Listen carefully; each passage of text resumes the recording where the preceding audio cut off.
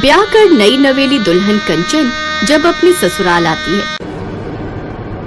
बहू, ये है तेरा भरा पूरा ससुराल। ससुराल? हे भगवान, ये मेरी ससुराल है? मुझे तो ऐसा लग रहा है जैसे मैं किसी मेले में आई हुई हूँ। कंचन की सास उसे उसके पूरे ससुराल वालों से मिलवाती है। इनके पैर छू बहू, ये तेरे ससुर जी हैं, और वो सबसे बड़े जेठ जी और ये जेठानी, और इनसे मिल, ये दोनों तेरी ननद हैं और वो तीनों तेरे देवर। कुछ देर बाद वो आराम करने अपने कमरे में जाती है, जहाँ पहले से ही उसकी जेठानी के बच्चे उसके बिस्तर पर उछल कूद कर रहे थे। कुछ देर बाद उसकी ननद उसके कमरे में आती है। अरे बच्चों, तुम सब यहाँ क्या कर रहे हो? चलो अब चाची को आराम करने दो। अच्छा भाभी, माँ ने कहा है सुबह 5 बजे उठकर नहाकर पूजा पाठ कर लेना। वो कल आपकी पहली रसोई है ना, इसलिए। जी ठीक है दीदी। अगली सुबह तड़के उठकर कंचन तैयार हो जाती है। फिर अपनी पहली रसोई में सबके लिए कई तरह के पकवान बनाती है। अरे वाह कंचन बहू, तुमने तो काफी सारे पकवान बनाए हैं और खुशबू भी बड़ी लाजवाब आ रही है। लेकिन तुमने पराठे नहीं बनाए क्या? बनाए हैं ना जेठानी जी, पूरे 30 आलू के भरे हुए पराठे बनाए हैं। जानती हूँ थोड़े ज्यादा है, लेकिन आप देखना, मेरे हाथ के बनाए हुए रायता बूंदी और कोफ्ते की सब्जी के साथ ये सब यूं ही चट हो जाएंगे। क्या कहा तुमने? 30 पराठे? अरे ये तो आधे से आधे परिवार के लिए भी नहीं होंगे।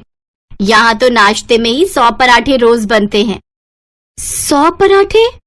और नहीं तो क्या, देख नहीं रही कितना बड़ा परिवार है, ऊपर से सबकी डाइट भी अच्छी है। हे भगवान, मैंने तो अपनी पहली रसोई का खाना बनाया था, लेकिन ये तो मुझसे अब पूरी बारात का खाना बनवा रहे हैं। क्या सोच रही है? देर मत कर, सब खाने पर आते ही होंगे। फिर ये तेरे 30 पराठे तो यूं ही चट हो जाएंगे कि पता भी नहीं चलेगा, और फिर तुझे आटा लगाने तक का भी टाइम नहीं मिलेगा। अब पहली रसोई में तो तुझे सब अकेले ही करना है। गर्मी के मौसम में कुछ ही देर में वो पसीने से तरबतर होने लगती है। उफ, ये पूरे कुनबे के लिए 100 पराठे का दुख पहले क्या कम था, जो ये गर्मी की मार भी मुझे झेलनी पड़ रही है। बाय गॉड, ससुराल में पहले दिन ही ऐसा लग रहा है जैसे जिंदगी झंड हो गई हो मेरी। माँ, आज तुम्हारी सचमुच बहुत याद आ रही है। वो अकेले में बड़बड़ाए जा रही थी, तभी उसकी छोटी ननद पुष्पा वहां आती है। क्या हुआ भाभी, 1 घंटे से आप रसोई में खड़ी हो, लेकिन अभी तक आपसे 100 पराठे भी नहीं बने। बाहर सारे पराठे खत्म हो गए हैं। खत्म हो गए? ये लोग इंसान है या जानवर जो बस चरे ही जा रहे। ये लोग मुझे बहुरानी बनाकर लाए या नौकरानी? इतनी जल्दी जल्दी तो कोई रोबोट भी रोटियां नहीं बना पाएगा। हे भगवान, ये कहाँ फंस गई मैं। ऐसे ही उसे 3 घंटे लगातार किचन में खड़े हुए बीत जाते हैं। उसका सारा मेकअप पसीने में बह चुका होता है। बस अभी अब और पराठे नहीं चाहिए। ये सुनते ही कंचन के प्राण में प्राण आते हैं। थैंक गॉड, मेरी पहली रसोई की रस्म पूरी हुई। अब कम से कम इसके बाद मुझे यूं 100 पराठे अकेले तो नहीं बनाने पड़ेंगे। शाम को सब औरतें कंचन की मुंह दिखाई के लिए उसके घर आती हैं।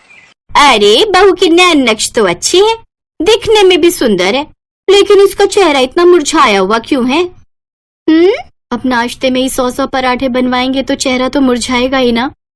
जी कुछ नहीं, शादी ब्याह की रस्मों में तो बच्चे थक ही जाते हैं। वैसे भी आपको तो पता है आजकल के बच्चों का कितने नाजुक होते हैं। वाह भाई सासू माँ, चिट भी मेरी पट भी मेरी। वाह वाह वाह वाह। उस रात मुंह दिखाई की रस्म काफी देर तक चलती है, जिस कारण कंचन थक जाती है। उफ, ना जाने ये कैसा पेट है इन लोगों का। ऐसा करूंगी, सुबह नाश्ते में मैं सबके लिए इडली सांभर और पोहा बना दूंगी। हाँ ये ठीक रहेगा, वो जल्दी भी बन जाएगा और इस तरह मैं 100 पराठे बेलने से बच जाऊंगी। अगली सुबह कंचन सबके लिए नाश्ते में इडली सांभर और पोहा बनाकर तैयार कर देती है। ये क्या नाश्ते में भला ये इडली सांभर और पोहा कौन खाता है भाई? नहीं नहीं, हमें तो पराठे ही खाने। जब तक 10-15 पराठे खाकर डकार ना आ जाए तब तक तो समझो पेट भरा ही नहीं जी। ये इडली सांभर तो हमारे दांत के नीचे भी ना आए। ठीक कहा, छोटी बहू जाओ, जाकर सबके लिए पराठे बनाकर ले आओ। जी माँ जी। गुस्से में कंचन रसोई में जाती है। इतने अच्छे दिल से मैंने इनके लिए नाश्ता बना कर रखा था, लेकिन वो सारा खराब हो जाएगा। जब इन सबको पराठे ही खाने थे तो पहले ही बोल देते, कम से कम यूं गर्मी में खड़े रहकर पसीना तो नहीं बहाना पड़ता। कंचन फिर जल्दी से ढेर सारा आटा गूंथती है और पूरे 2 घंटे बाद 100 पराठे बनाकर तैयार कर लेती है और सबको सर्व करती है। लेकिन इस तरह वो काफी थक जाती है। इसी तरह वो दिन भर काम में लगी रहती। ऐसे ही रात का समय आता है। कंचन सबके लिए दाल चावल बनाकर तैयार कर देती है। अरे ये क्या बहू, तूने सिर्फ दाल चावल बनाए हैं? इसके साथ थोड़े बहुत पराठे भी बना लेती। इतने बड़े परिवार का भला दाल चावल से क्या ही होगा। हे राम, फिर पराठे? हाँ, यहाँ सबको पराठे खाने होते हैं। जी तो चाहता है पराठों में जहर डालकर खिला दूं इन सबको। फिर कंचन गुस्से में रसोई में जाकर सबके लिए पराठे बनाने लगती है। ऐसे ही 2 दिन बीत जाते हैं। तीसरे दिन वो फिर से सबके लिए गर्मी में खड़े रहकर पराठे बनाती है। फिर दिन में दाल चावल बनाती है, लेकिन तभी उसका सर दर्द शुरू हो जाता है और वो अपने कमरे में चली जाती है। कंचन, तुम्हारे शरीर पर ये लाल दाने कैसे हो गए? अब गर्मी में खड़े रहकर 100 पराठे बनाऊंगी तो ये तो होना ही था ना। जेठानी जी भी बस सब्जी बनाकर रसोई से बाहर आ जाती है। अकेले रसोई में खड़े रहकर तो मैं इतने लोगों के लिए पराठे बनाती हूँ ना। मेरी माँ ठीक ही कहती थी। उस वक्त मैं उनसे पराठे बनाना सीख जाती तो आज मेरी स्पीड अच्छी हो जाती। आपको पता है, पूरी 2 घंटे रसोई में खड़े रहकर मैं 100 पराठे बना पाती हूँ। अच्छा ठीक है, गुस्सा मत हो और अब तुम आराम करो। ऐसे कुछ दिन बीत जाते हैं। एक रोज बाहर बारिश का मौसम होता है। भाभी, कितना अच्छा मौसम हो रहा है ना, कुछ अच्छा सा बना दो ना। मैं अभी तुम सबके लिए गर्मा गर्म पकौड़े बनाकर लाती हूँ। ओ नहीं, पकौड़े नहीं भाभी, उससे तो पेट में गैस बनती है। ऐसा करिए, आप गर्मा गर्म पालक के पराठे बनाकर ले आओ और साथ में धनिया पुदीने की चटनी भी। हे भगवान, इस सुहाने मौसम में भी इन सबको पराठे ही सूझ रहे हैं। अगर इनका बस चले तो ये अपनी अंतिम यात्रा में भी पराठे लेकर चले। कंचन रसोई में जाकर पराठे बनाने लगती है, लेकिन अचानक वो बेहोश हो जाती है। कुछ देर बाद डॉक्टर को फोन करके घर पर बुलाया जाता है। देखिए, लगातार गर्मी में काम करने के कारण इनकी बॉडी का पानी सूख गया है, लेकिन आगे से ध्यान रखिए, ये गर्मी में चूल्हे के पास कम जाए। और हाँ, आप सबने जो अपने टेस्ट करवाए थे उनकी रिपोर्ट भी आ गई है।